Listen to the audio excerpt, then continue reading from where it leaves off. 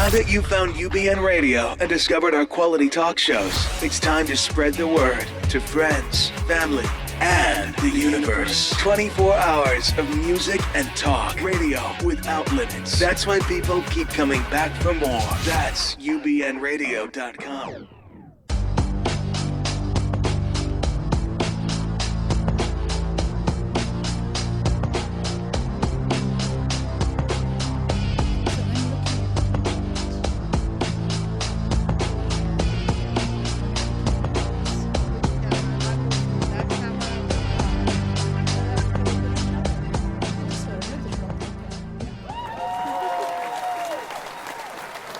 Welcome, everyone. You've turned into Dr. Judy, WTF, here at Universal Broadcasting Network. And I'm your host, Walt Lusk. And in studio, we have some amazing therapists in studio.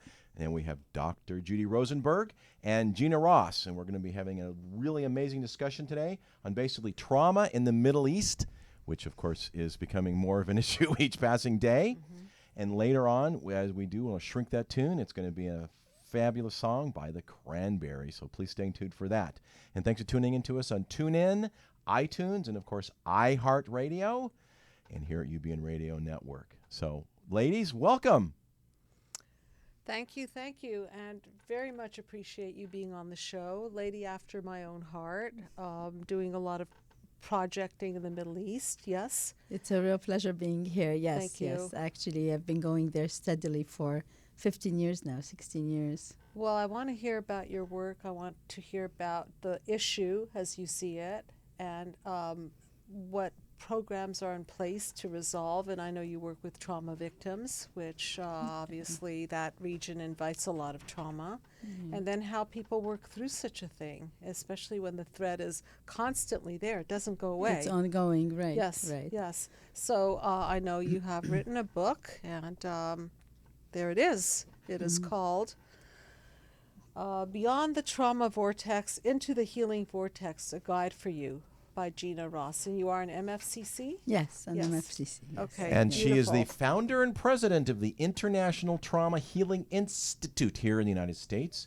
in Israel, and of course the co-founder of the Israeli Trauma Center in Herzog Hospital in Jerusalem. For a very international lady here. She speaks all of 7 languages.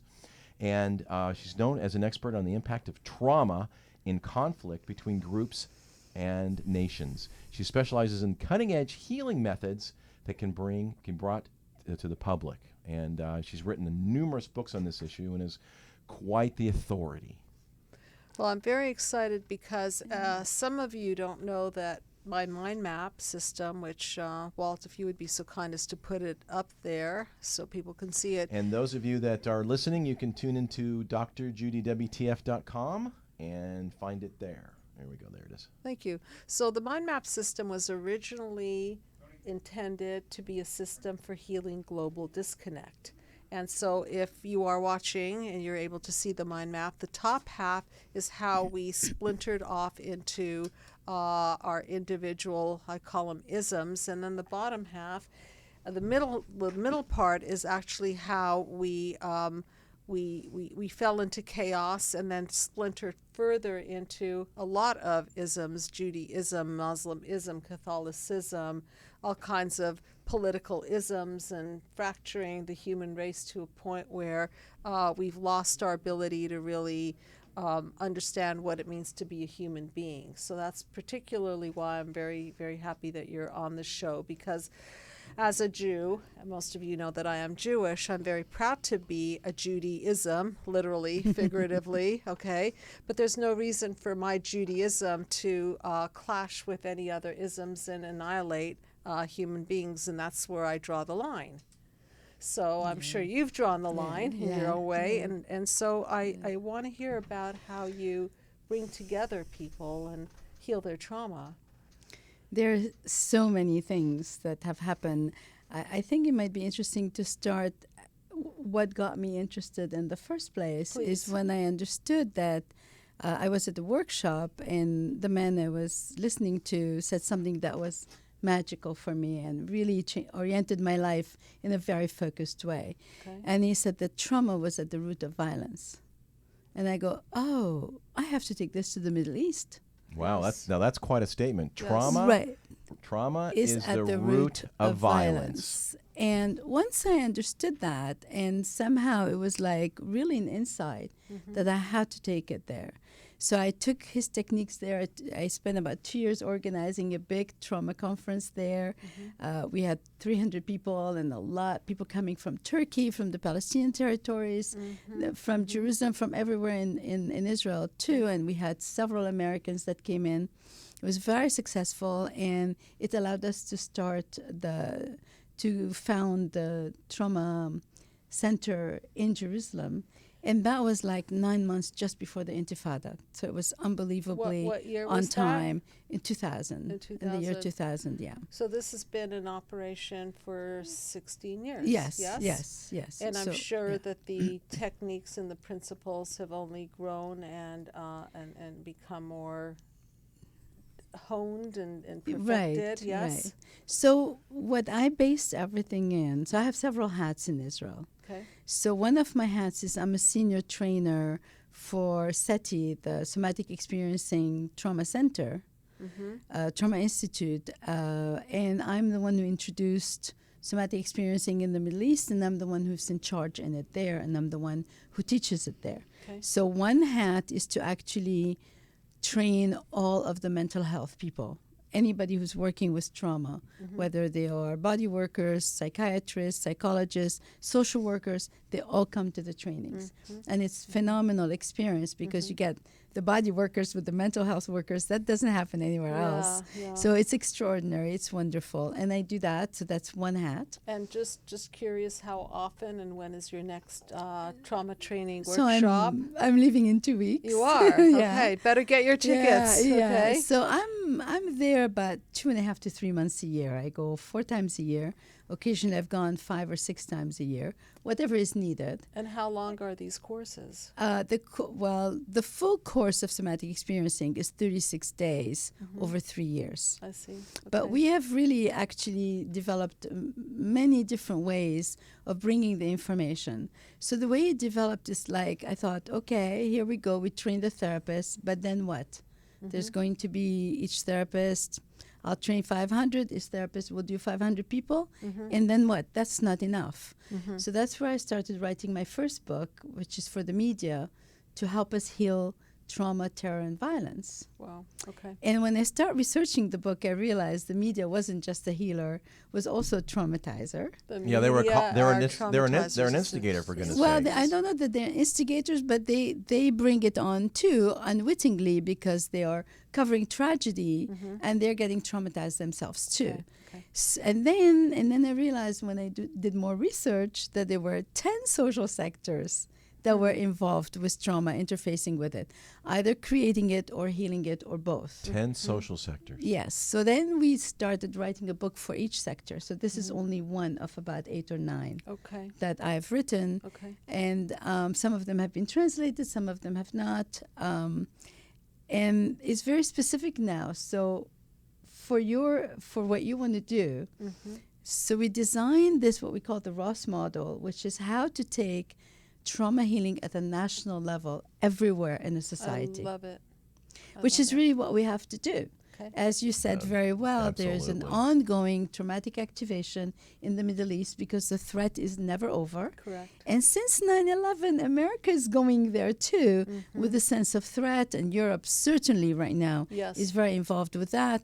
And not to talk about all the countries where there are wars and genocides and terrorism and all of that stuff. So I think that the world, I remember my doctor saying, you know, when you started talking to me about it, I thought you were some delusional lady. And now I realize you were a prophetess of trauma. Yes. Trauma is the middle name of all of us. And it really has become this. So I have a few questions because I speak a lot about healing human disconnect. healing human disconnect. And I start now on a micro level, although this whole concept Right. started on a macro Right. level. And so I'm very interested to talk to you about how the micro and the macro interface, because what is above is below, and what is below is above. Yeah. They're all interconnected. And they belong to each other. Of course. When you think about the collective, what is the collective? It's made out of the individuals. It's Right. made out of the micros. So you can't heal the collective without going through the individuals also. Absolutely. So they're completely Definitely. connected in Yep. that way. But the interesting thing was, you know how you said how it went from from all of us starting the same and then dividing into the isms, and now Exactly. how we have to come back together. Yep. So for me, the two paths to come back together were to use the autonomic nervous system, the nervous system that we all have the same. Yep. We all get traumatized and upset and activated in the same way. We all can heal in the same way. So let's talk this universal language. Okay. That was the first. Okay. And the second one, which is the second part of what I do, conflict resolution and communication, had to do with talking about the universal basic needs, Okay. the psychological needs like safety, Sure. competence, autonomy, trust, validation of one experience, for example. So by bringing a language, and this was the key for me actually to get this work done, by bringing the language of the nervous system and the language of the universal basic needs, by bringing what we all had in common, no matter what isms we were following, Right. or what was the color of our skin, That's right. or which part of the universe we were born in, we could all do the same work. And this is interesting because I think that's exactly correct. When we Right. find that in common, I call it panel 7, which is the Okay. basis for our interconnection. Yeah. We've got to have a starting point. What's the same in you as is the same in me, as in the same in any human being? We have to find that common point. And the common point, unhappily, is the suffering. But That then, is a common point. right? Yeah. And then where we can go is into the healing, Okay. and we can all heal. That was the beauty.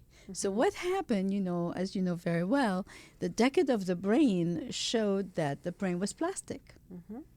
What does that mean, the brain is plastic? I'll tell you a story. It was amazing what happened there. I had a mathematician, a Palestinian mathematician, come into Jerusalem to meet with me. And he did, I think, 2 hours of checking at the checkpoint, waiting to cross and all of that. And I was doing a session with him. And then I talked to him about the plasticity of the brain and how our neurons can change. First of all, we can repair the damaged ones, Yep. and we can create new neurons too Yeah, with new absolutely. experiences. Yes, we certainly can. So then he looked at me and he said, "Oh my God, this is the most important information I've received in the last 30 years." Oh, my word. I said, "Wow, what happened?" He said, "Well, we are very fatalistic.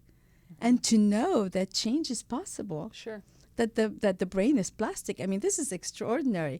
And he lit up. I mean, Yes. it was really something magnificent to Yes. see. So, yes, it's there. And, we're still at the infancy. In my view, we're still at the infancy of the research on the brain, but every day something else is happening. I have a team of researchers I'm working with in Israel that are trying to find the markers of resiliency and the markers of trauma. And I have a question about that. Yes, because okay. in my way of thinking and doing work, I think a marker of resiliency or a way of creating resiliency is simply good parenting, where we're following attachment theory and we're giving our children, our babies, eye contact, skin contact, breastfeeding, where we're becoming the good enough mother, where we're giving a holding environment and we're creating that basic safety so that the outer mother becomes the inner mother and creates an ability to regulate emotions. Yeah. So I want to hear Yeah, about I whether totally you agree with you about parallel that. on that. I totally agree with you about that. Okay. It definitely, the child starts there. There's only one issue that we have to consider, though, because you can have an excellent parent in a culture, but if the collective has already been traumatized, I get it. it will traumatize the rest. Get So it. we're not clean. We're not clear just so because of even that. if we're clear on the inside Yeah, of the family, yes, It's not enough. absolutely. Okay, It's not I enough. see that. So we have to have. This is it. I think this is the beauty of this kind of work is you realize all of the components that have to take part. Yes. You have to treat the individual. You have to treat the family. You have to treat the community. You have to treat the nation. Yes. Nations that have gone into trauma, they don't heal it. It shows up decades later, sometimes century later, and then it starts all over again. I've always had the fantasy of what you're doing, healing nations, and looking at them like dysfunctional family systems. Yes. And yes. literally Traumatized family systems. collective nervous systems. But Absolutely. how do you get to the leaders? How do you get to the people who have their own agenda, especially if their agenda is to kill them all or power or right. something. Yes. Yeah. So this is where by taking it into the social sectors. And I remember I wanted to do something about the riots when it happened here many years ago. And I remember when African-American gentlemen saying, well, so tell me, so do you think you're going to heal everybody? And I said, let me tell you, there's 20% of the population or 15%, whatever. There's a small percentage that will always be in the healing vortex. They will never mess up. They will never get dysregulated.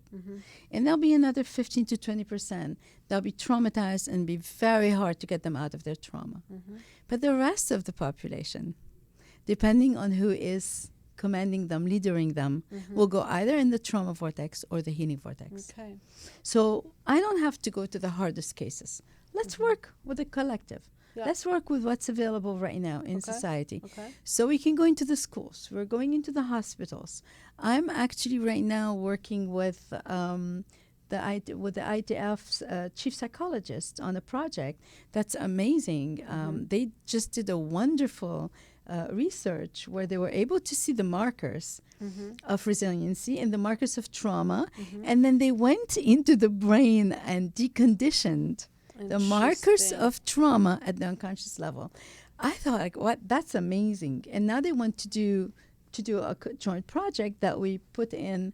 What I then created instead of somatic experiencing is something that we call emotion aid, which is emotional first aids for the public. So when you say markers of trauma, are you talking about genetic markers? There are genetics. Are they psychogenetic and obviously triggered by circumstances? Okay. We are in the discovery right now. Nature or nurture? Nature, nurture, both, none, all of them. Yeah, we are right now in the stage of discovery. I think this is a very, very exciting time, actually. And the more we can put some money into the research, and the quicker we'll go into healing people at a very, very quick level. Okay. Very fast, at the mass level, really. And so, yes, we know that markers are if you had traumatized experience as a young child, and this is where your nurturing really, really makes sense. But you know what? You said something, when we were talking, he was saying that the disconnect is the cell phone. Yeah, I was. Correct. We're big on talking about the that. violence, healing human disconnect, and one of the biggest causes of disconnect is the cell phone. Yes. So when I want to talk about traumatic activation, dysregulated nervous system, it doesn't have to come only from trauma. And it certainly doesn't have to come from trauma that's meant by other human beings that were evil. It doesn't have to come from violence. It can come from people, for example, being on those games all the time and their nervous system is hyperstimulated.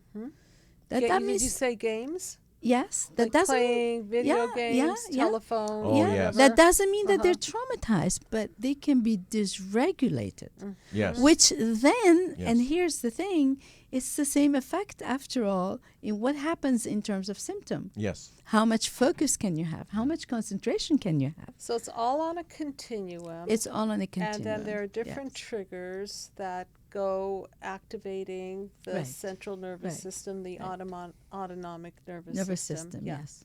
And this technique, we work directly on the nervous system. We work with the body.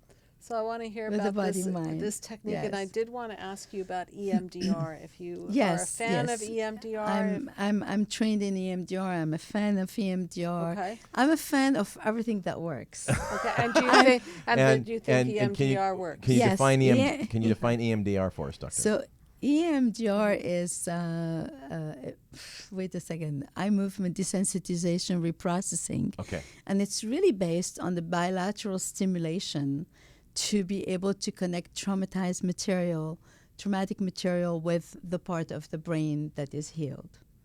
It puts it together. The stimulation puts it together. Okay. So it works, and I ask my students to go and take also the course. Somatic experiencing works, EFA works, brain spotting works, lots of techniques. This was really what triggered me. It's like all of a sudden, 15 techniques short term showed up. Okay. I realized also yours is a short treatment also. Why did they show up all of a sudden? I thought, well, we're ready for global healing. This I is think what's happening. that just gave me the Yeah. goosebumps. I think There we that go. that's right, Yeah. because Yeah. there's a synergy happening, and a critical mass is beginning to form. Well, I think there's a Yeah. synergy, and more And, importantly, before that, there's an awareness. Yes. Yes. Yes. I So mean, why we are they can't- showing up now? Yeah, we can't have a person sitting in a therapy room for 10 years. Absolutely not. Twice a week, 3 times a week, the way It the way it was doesn't- operating before. It's not only ineffectual, because first of all, research shows that the most effectual therapies occur within 10 to 20 sessions. 10 to 20 sessions. Number two, people don't want to pay money for months and months and years of therapy. They just And don't. It's not available. And they're Yeah. bored. Okay, and I think, and no, this is the number one complaint of people who walk into the psychological healing center is, I've been to therapy, I didn't really learn anything, I don't remember too much about what happened in the room. I did feel better when I walked out. Maybe I learned a few principles, and I was in there for many months, up to many years. Yeah, I learned something though. Yes, it can be prejudicial, and I also learned that people sometimes, the therapist became their savior. They really became everything for them, and they were very important in their lives. So I kind of like, okay, if you can, and that works for you, it's fine. Sure. But if I want to do anything at the global level, Yeah. that's not going to work. It's not efficient. Absolutely not. So we need the short term. We need your technique. We need my technique. We need to bring it into the system. We need to institutionalize it. It cannot be that every person that has gone through a traumatic event has to go to therapy specifically each time. There's got to be something more in the system. And the fact that there are all these very high-level, intelligent people working on a system, that in and of itself So, must be very containing to people, yeah. to know that there's a body of individuals and they're organized and they care. Because as you yes, know, yeah. the most powerful healing force is Uh, caring Is the caring. Yeah. And unconditional love. Thank you. Right. Right. And conditional acceptance, really, it's very, very important. But again, here's the thing that's so bizarre. It was found, for example, that EMDR can work without the empathy of the therapist. So it's very mechanical, is what you're saying. Yes, It's just some of it is mechanical, bilaterally right? triggered. Like Okay. like the tapping? Yeah, the tapping also. Okay. You don't need necessarily the empathy of the therapist. Okay. Now, I think your therapy and my therapy need more of an empathic person because we're opening the system. Yeah. We're really going soul to soul, and Yeah. if there is no attunement, Yeah. the it's client gone. sees it right Gone. away, and Yeah. they freeze, they stop, they Yeah. don't trust, they don't come back, all kind of different things. Right. So again, I learned something. I remember I need my religion to be passed on by a rabbi that's in the healing vortex, that is soft, compassionate, etc. And I remember saying that to my aunt in Brazil. And she says, well, not for me. I like when my rabbi is rigid and tough. Interesting. And I thought, wow. And I love this aunt. She's wonderful. And I thought, wow, really, there's room for everything. There really is. Yeah. And that's Right. what's so beautiful. You've got all these techniques, all these Yes. people coming up with something. Let's put it all together, see who can use what, and make it available. That's why I say I'm not a guru of SE. I'm not a guru of any technique. I'm a guru of healing. That's all I want to see. If tomorrow you can give me a pill and I heal, I'm fine too. I'll give it to the people. So from your perspective, what are the key healing elements? I know part of it is mechanical, where you're training the brain to disconnect from the trauma. Right. But what do you see as the healing elements? What we are using is a bit different. Okay. Technique that I use a lot is somatic experiencing and emotion aid, which is emotional first aid, and everybody can learn how to do that for themselves. I'm going to separate, though, between trauma, big trauma, and traumatic activation, okay? So we have now developed a system with a whole stress release toolkit, that allows people to discharge their traumatic activation on the spot, anywhere, everywhere that they are. Wow. So that it doesn't build up in their nervous system, which is a big thing that Walt and I talk about. Yeah. Whatever we repress and suppress goes into cumulative trauma. Depression, and of course then it goes sideways. It turns to symptoms, and then everything goes into chaos. I was going to say, then there's the chaos. So there it is. So you're saying that you thwart that system by deactivating or releasing, helping people understand how to release it on the spot. Right. We actually have a CD that's called Brushing Your Nervous System Every Day. I love it. Yeah. I really love it. Can anybody get this? They can contact you to get this? Yes. Okay, so how do they do that? They can go on my website, Go ahead. traumainstitute.org. Okay. If they order the book, or if they take one of my trainings, I have one coming on the 8th of July, for example. In where? Or one day in LA. Oh, in LA. In Okay, LA. so we don't have to fly necessarily to Israel. No, I have have to one wear coming. our protective. No. Yeah. Okay. Yeah. So if they do that, if they either read the book or they attend one day course, then they can use the CD every day for 2 weeks, and then it becomes automatic. That's the beauty of it. Beautiful. If not, they're not going to know enough. They won't have enough tools. This was just a practice. We have other videos to teach how to do it. We have exercise cards. We have all kind of different material that we put together. We have actually puppet shows for children with a ventriloquist that we're using in hospitals and in schools that are just wonderful. We created a character, Rico. Okay. And you know, there are many ways of bringing the information. And this is both to the Palestinians and the Israelis, Yes. or obviously to everyone, but because you're working centralized specifically with the Middle East, how do you integrate, because there's the border, right, and then there's this isms and the separation. So how do you bring these parties together? I did a few trainings in Ramallah. That was actually in the middle of the Intifada. Oh, and where is Ramallah? Ramallah is in the Palestinian territories. Okay. In the West Bank. Okay. And you speak Arabic. I speak Arabic. So and you speak Hebrew. Yes, but I actually I started in English. The English wasn't very good, so I passed to Arabic. Okay. Wow. Which, I mean, I had never taught this material in Arabic. You're talking about the brain and very sophisticated language, but they helped me out with it, and they were just delighted. Plus, on top of it, I have a Lebanese accent, and they love it. They love the Lebanese accent. So who's the audience? Is the audience the Palestinians? Mental health But is people. it Palestinians? Is it Israeli and Palestinians? No, in Ramallah, it was only Palestinians. Okay. And in they're Israel, Muslim primarily? They were Muslim primarily. They were Christians too, but they were Muslims. Yeah. And are they welcoming, knowing that you're a Jew? Well, they didn't know I was a Jew in the beginning. They actually had asked me to not say it. Okay. And so I that said, they can have an experience whatever, to take it in. Whatever. Yeah. And I said, I will not lie. Okay. But I won't, but, you know, and then one of them was very clever. They couldn't figure out who I was. Yeah. My accent, who I was. Yeah. So she asked me what was my family name. Smart. And I said, very smart. And I said, Hamwi. She says, oh, Hamawi. They're from Jordan. I said, no, those are the Christians, Hamwi. We are Jewish. Okay. Hamwi, and not then what Hamawi. And then what did they do with that? Oh, you're Jewish? And she froze. Okay. She completely froze. Okay. And then so there was the trauma right there. Yeah. Well, you know, you could have said Amway, and you probably would have scared him too. Yeah. Oh my God, I would have been really scared. But look at the beauty of what happened. Telemarketing. I don't know. Look at the beauty of what happened. It was an extraordinary moment, actually. because then we had an exercise, and they weren't succeeding in the exercise. They called me to help in that diet where she was in, and the resource she chose was the Quran.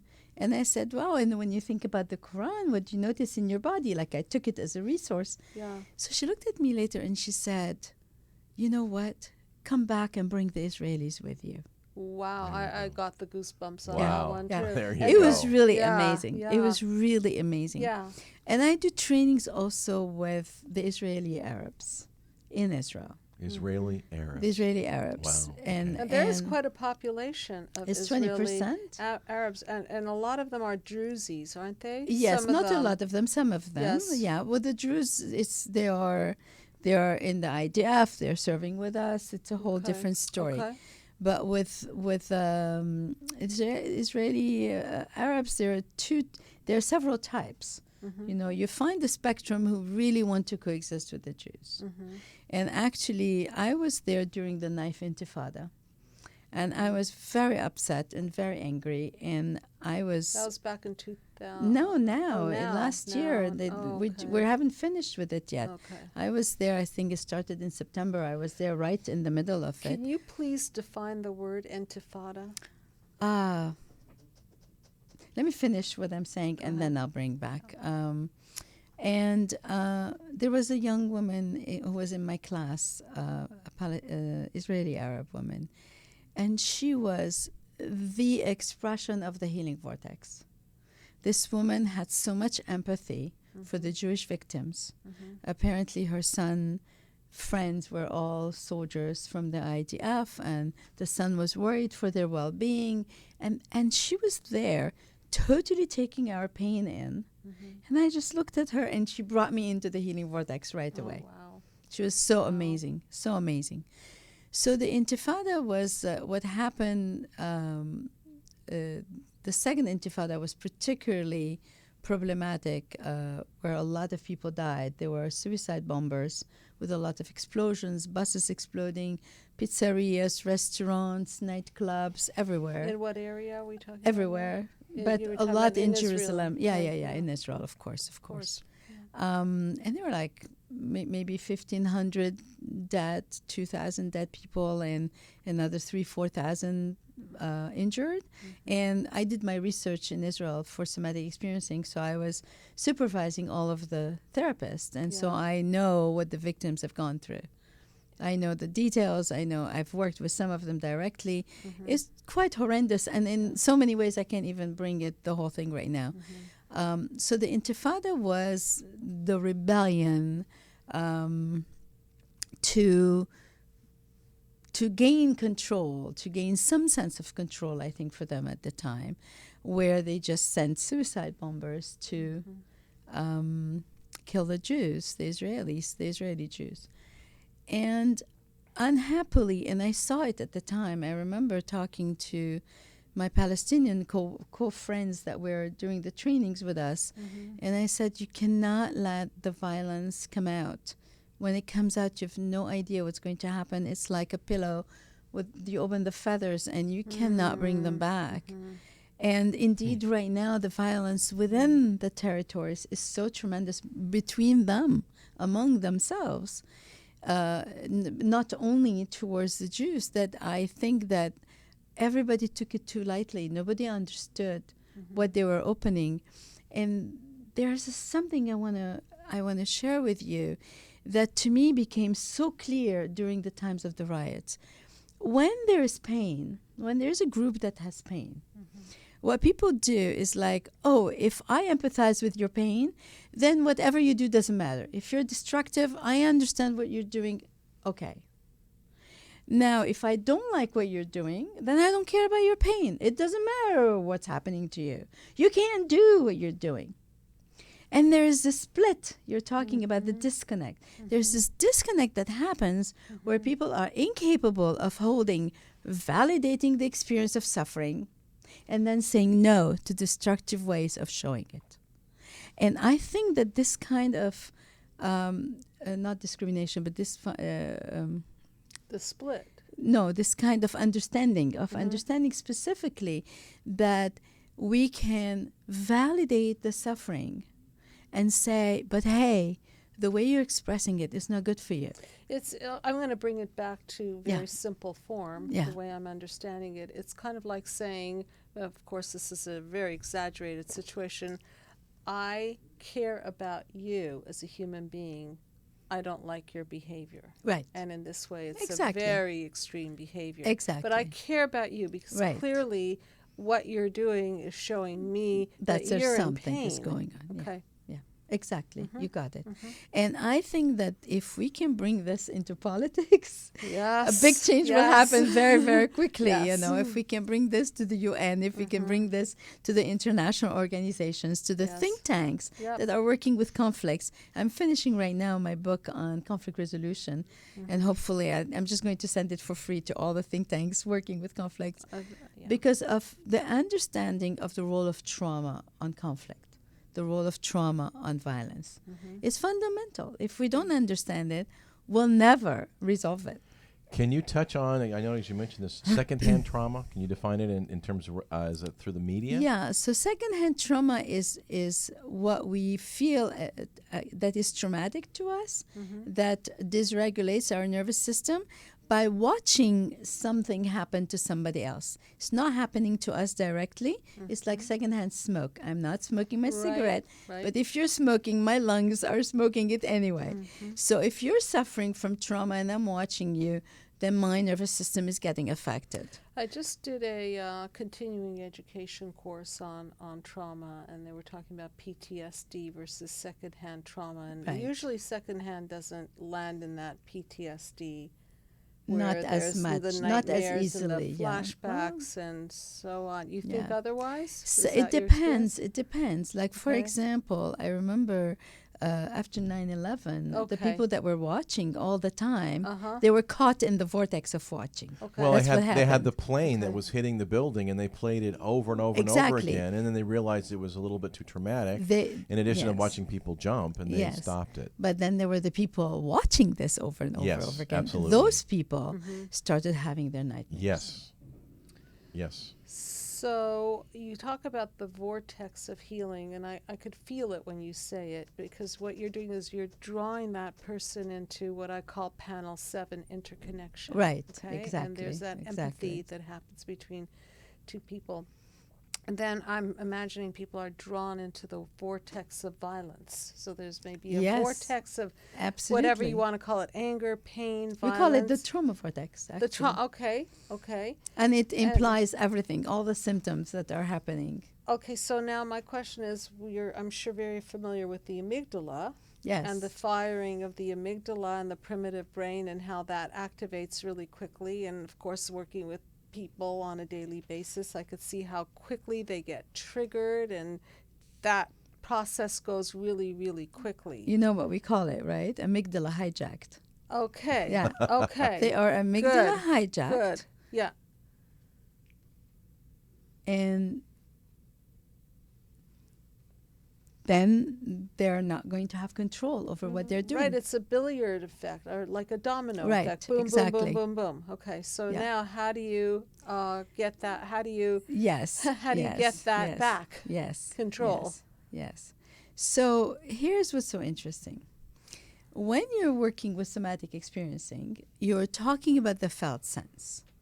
And the felt sense is like you're going into your body and you're noticing what are the internal sensations in your body, right? Now, if I'm very, very activated and I lose what I call my dual awareness, like I'm feeling like I'm in the trauma, again, reliving it, not that I'm separated from it, then I need to activate my neocortex and get myself out of the felt sense. Okay. So we have something called grounding. And I can ground somebody who's very activated, and it happened, I'll tell you about an incident in Israel, in 4 minutes. They're like in full activation. I can get them out by activating their neocortex. So what do? Notice your feet on the ground. Notice how you're sitting on the chair. Then look around the room and choose 10 different textures. Choose 5 objects that are red. Choose 10 different shapes. What did I do? I diverted the attention from the sensation in the body of activation. Yes. And people like are crying and Okay, keep doing it. Okay, all right. And little by little, they are calming down. This is called just grounding. I think it's beautiful because in the way that I'm listening, it's taking the amygdala, the emotional brain, Right. and then the logic and the cortex, Exactly. the thinking system, the cognitive Exactly. system is the coolant. It's Right. the coolant. Right, okay? exactly. That's So a you're- very good expression. So then you're grounding them back to reality, and Yeah. they can no longer Yeah. be over there because they've got to force themselves to be right Yeah. here, right now, and see what's going on. You know, every time I taught there in the last couple of years, I had to interrupt several courses to run to the shelters. And the shelters were the garage or the staircase. Or I remember watching the Iron Dome catching a missile right in front of our building, you know. And in one of the garages, one girl came out of the street with her mother. She was on the bus. She ran into the shelter, and she was in total panic. And there I just took her out of the panic in 3-4 minutes. And my students were like, wow, this is like in Wow. vivo. We're Yeah, watching yeah, it yeah, happen. You yeah. know, they were very excited Now, about it. now, question, what about you? Aren't you freaked out of your mind when the bombs are flying and You know- see people blowing up? I mean, are you just good at regulating yourself on First the of all, spot? I'm good at regulating myself on the spot. Okay. But then I'm also for some reason I feel very protected. I feel like I have a task, and Yes, I understand. God is protecting Yeah, me, yeah. and when I wasn't sure that I was protected, I stopped doing it. I listened very carefully, and I remember a taxi driver in Ramallah saying to me, after learning that I was Jewish, that I should really be careful because if the Shabab caught me, it would be trouble. Okay. I knew that was the moment to stop at that moment to go okay. until I was brought in a much more safer way or things like that. So I pay attention. So you must have a wonderful intuitive piece of you. And I'm surrounded by people who care about me who are also intuitive. Yeah. And then they give me their feedback and I listen. I listen very carefully. But I also took some risks and it was amazing because people needed it and they needed our presence. And, you know, when you're serving, you think differently, right? It's Well, not the you're, same. and you're It's- also it's true. in the mode. We've only got about 3 minutes. We're in the mode, and you're focused. Yes. And you know, yes. right? Whatever's going around Exactly. really can be diminished, right? Exactly. And you're focused on the task at hand. We also Even though you've got a actually- lot of support and people helping you. We call this creative dissociation Yes. in therapy. Yes. It's like you dissociate from your feelings on purpose so that you can operate. So it's a intentional survival mechanism. Yes. Okay. Yeah, to be able to function well. Doctors do that, nurses do that. Sure. But then you have to reconnect and discharge so that you don't have cumulative trauma in the system. Interesting. That's the difference. So you have to clean yourself. Yes. Yes. Anyone who is exposed all the time or working with traumatized people or in traumatic situations, they need to clean their nervous system. Well, otherwise you pick up the residual. Cumulative, and yes. and it's probably on a cumulative basis. Yes. And then that'll add up, and you get yourself in trouble. Exactly. Yeah. So I know we only have a couple minutes. Is that right? Okay. So I'd like to know what do you think in terms of how to get these two isms that are clashing in a very bad way. And which two isms is that? The Middle East. Okay, let's say Judaism, Muslimism, Palestine, Israelism. What do you think is a good, now we're going to boil Yeah. it down to the people. What do the people Yeah. want in a global way? What do the people want? Forget the politicians. I'm talking about the people. the people will want what the politicians want also if they're Okay. not And the guided media, in for the goodness right way, sakes. and the media. But, I think our task right now is to look at what has already healed. Okay. So when I look, for example, at the Nostra Aetate, the document by the Catholic Church, saying that the Jews did not kill God, did not kill Jesus themselves, and also now saying that they're the only ones who are allowed to go into heaven without believing in Jesus. This is like an undoing of 2,000 years of anti-Semitism. If that can happen there, why can it happen with Islam? It can. And I think You you know- have a very good point that Yeah. we have to look at if we want to put our Right. our Yes. microscope on something, On what's working. then we already. have to put it on what's working. The Well, healing we've vortex. gotta my take on that expand is on that. my takeaway is you're capitalizing on the strengths, Right. Yes. as opposed to attempting to overcome Yes. the weaknesses. Yes. In addition to finding a common bond, Yeah. which obviously is the strength of a situation. I want the and then healing expand vortex to twirl, not just Exactly. twirl up Exactly. while the other one twirls down. Right. That's right, really what we're wanting to do. Yeah. right. Well, ladies, this has been an absolute, amazingly fantastic conversation and discussion. Went so fast. And I know. Yeah. I feel like it was Quick 10 40 minutes. yeah, it's been 45. Wow. So, and we have a song we have to shrink. So, in front of you, both of you, is the words to the song. The song we're going to do is by Cranberries, entitled "Zombie," and I think Dr. Judy is going to take the credit or the blame for this one. Well, yeah, okay. It is one of my favorite songs It's from a fun back in the song. day. It's a fun song. It's not so fun. I mean, it's Well, fun. it's got if you know interesting what I words. mean, but From- it's pretty heavy duty. It's heavy duty, but it's got a lot of meat to it. So I'm going to read the words, and we're going to interpret it from a psychological perspective, and then close the show out playing the song. So this is, of course, by the Cranberries, called "Zombie." Another head hangs lowly. Child is slowly taken, and the violence caused such silence. Who are we mistaken? Well, I'm going to also let you jump into the analysis of this. Okay, if I you see have any- something, I'll come in. Sure, please, So you can okay. start. Yeah. So obviously, this is about war, because you'll see the it's about war. It's about war. So here's another victim. A child is the one most affected by this, and the violence is causing such silence. Because what are you going to say to such a level of a violence? And who are we mistaken? I'm not sure what to make of that sentence, but Well, it'll be clear in a minute. Okay, go ahead. But you see, it's not me. It's not my family. It's in your head. It's in your head they are fighting with their tanks and their bombs and their guns in your head. It's in your head they are crying.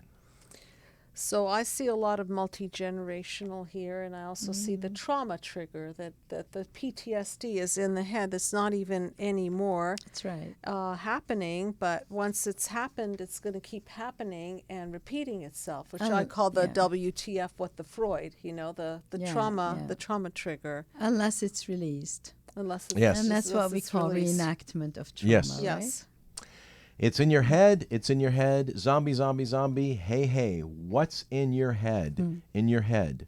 Another mother's breaking. Heart is taking over. When the violence causes silence, we must be mistaken.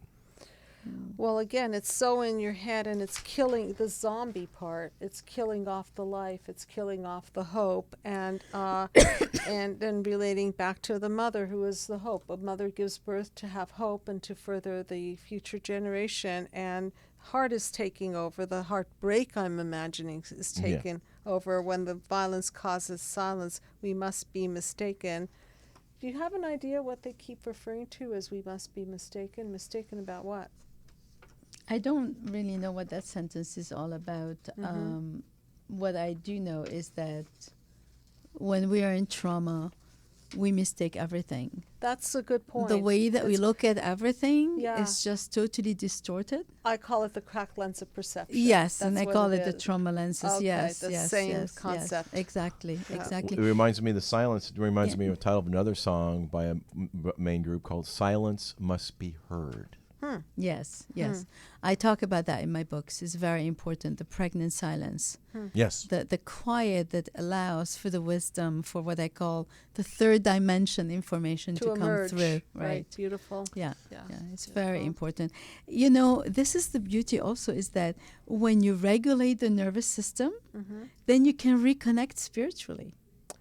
That's another topic that we Yes. should Well, we- continue I on. Because I can see that 100%. because It's a whole hour That's for another. sure. it's more grounding. That Yes. makes all the Yes, sense in the yes. world. It opens up the heart. It opens up everything. Yeah. Well, it's the same old theme since 1916. In your head. In your head, they're still a-fighting with their tanks and their bombs and their guns. In your head, they are a-dying. So I think back to 1916, it sounds like World War I, yeah? And so this is a theme, a reverberating theme, and it keeps going. Well, and it's been it's going in the for now, over 100 it's in years. the then, and it's just reverberating, and even if we're not experiencing, we still have it in our head because we know any moment that it can happen. It's happening globally, and it's also happening as a PTSD experience for many. And think about it. World Yeah. War II is a reenactment of World War One. Yeah, Yes. it's all a all the reenactment. same. And Right. and this third world war that's happening at proxy is a reenactment again It's of the trauma that has the not been healed. Yeah. WTF, the what the Freud, the What the global repetition I principle. like that. I like that. Yeah, yeah. So And we w- have to have you back. Yeah, well, with Okay. great pleasure. Yeah, With great so pleasure. interesting, yes, and yes. then I want to read your book, and I want to know how to Now, this ground is and regulate. Gina Ross again, who is the founder and president of the International Trauma Healing Institute here in the United States and Israel. And her website is traumainstitute.org. And your latest book, you can hold it up if you want to show it to folks, is what? There Yeah, it this is is. one of my books. Yeah, this one is for the public, actually. We have one for the military.